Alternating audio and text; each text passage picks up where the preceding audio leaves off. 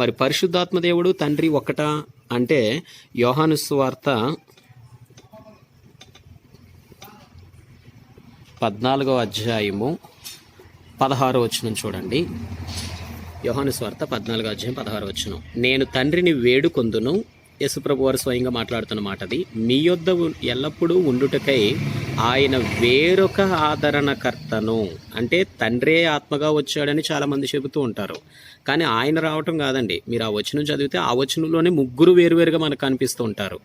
నేను అంటే యేసుప్రభు వారు తండ్రిని అంటే యెహోవా దేవుణ్ణి వేడుకుంటాను, నేను ఆయన వేడుకుంటాను, మీ యొద్ద ఎల్లప్పుడూ ఉండటానికి ఆయన అంటే తండ్రి వేరొక ఆదరణకర్తను, అంటే నేను కాదు ఆయన కాదు, మరలా వేరొక ఆయన, అంటే మేమిద్దరము కాకుండా ఇంకొక ఆయన ఉన్నారు, ఆయన వేరొక ఆదరణకర్తను అనగా సత్య స్వరూపియగు ఆత్మను మీకు అనుగ్రహించును.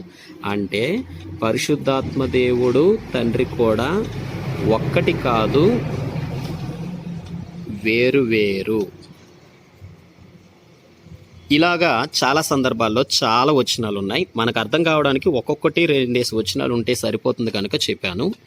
తండ్రి కుమారుడు ఒక్కటి కాదు, వేరు వేరు. కుమారుడు పరిశుద్ధాత్మదేవుడు ఒక్కటి కాదు, వేరు వేరు. పరిశుద్ధాత్ముడు తండ్రి అయిన దేవుడు ఒక్కటి కాదు, వేరు వేరు. సో తండ్రి కుమార పరిశుద్ధాత్ములు ముగ్గురు వేరు వేరని మనకు అర్థమైంది. ఇప్పుడు వారు దేవుడా కాదనే విషయం దగ్గరికి మనం వచ్చినట్లయితే యోహాను సువార్త 20వ అధ్యాయము 17వ వచనం అండి. యేసు ప్రభు వారు స్వయంగా తను మాట్లాడుతున్న మాటలో, ఇక్కడ రెడ్ కలర్తో ఉన్న మాటలన్నీ కూడా యేసు ప్రభు వారు మాట్లాడిన మాటలు అన్నమాట. యేసు ప్రభు వారు తిరిగి లేచిన తర్వాత శిష్యులతో మాట్లాడుతూ చెప్పిన మాట, ముఖ్యంగా ఆమెతో, అంటే అక్కడ ఉన్నటువంటి మరి అనేటటువంటి సోదరితో. ఏమని? 17వ వచనం చూడండి.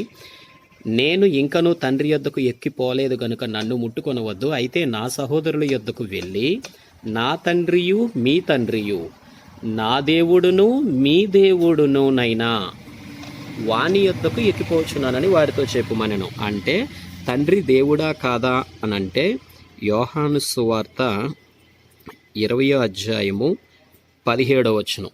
యోహాను సువార్త 20వ అధ్యాయం 17వ వచనం చూస్తే తండ్రి దేవుడు, నా తండ్రి నా దేవుడు, మీ తండ్రి మీ దేవుడు, అంటే తండ్రి దేవుడై ఉన్నాడు. పాత నిబంధన భాగంలో చాలా వచనాలు ఉంటాయిలండి. మనకు వివరణ కావాలి కాబట్టి నేను మీకు ఒక వచనాన్ని ఇస్తున్నాను. అంటే తండ్రి దేవుడై ఉన్నారు. నెక్స్ట్ కుమారుడు. తీతు పత్రిక 2వ అధ్యాయము 13వ వచనం చూడండి. తీతు పత్రిక 2వ అధ్యాయము 13వ వచనంలో, అనగా మహాదేవుడును మన రక్షకుడునైన యేసుక్రీస్తు మహిమ యొక్క ప్రత్యక్షత కొరకు ఎదురు చూచుచు. అంటే మహాదేవుడును మన రక్షకుడును యేసు ప్రభు వారు ఏమై ఉన్నారు? తీతు పత్రిక 2వ అధ్యాయం 13వ వచనం. కుమారుడు దేవుడై ఉన్నారు. యేసు ప్రభు వారు దేవుడు అనడానికి, ఇంకా ఈ రోజుల్లో దేవుడు కాదు అనేవారు కూడా చాలామంది ఉన్నారు. దేవుడి చిత్తం అయితే ఆ తర్వాత విషయం. కానీ ఇప్పుడు తీతు పత్రిక 2వ అధ్యాయం 13వ వచనంలో మనం చూసినప్పుడు యేసు ప్రభు వారు దేవుడై ఉన్నారు. 2వ అధ్యాయం 13వ వచనంలో మహాదేవుడును, అక్కడ పదం ఉంది చూసారా, కనిపించిందండి. మహాదేవుడును,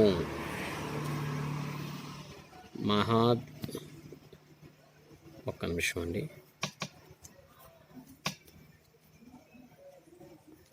మహాదేవుడును మన రక్షకుడునైన యేసుక్రీస్తు, అంటే ఆయన మహాదేవుడు.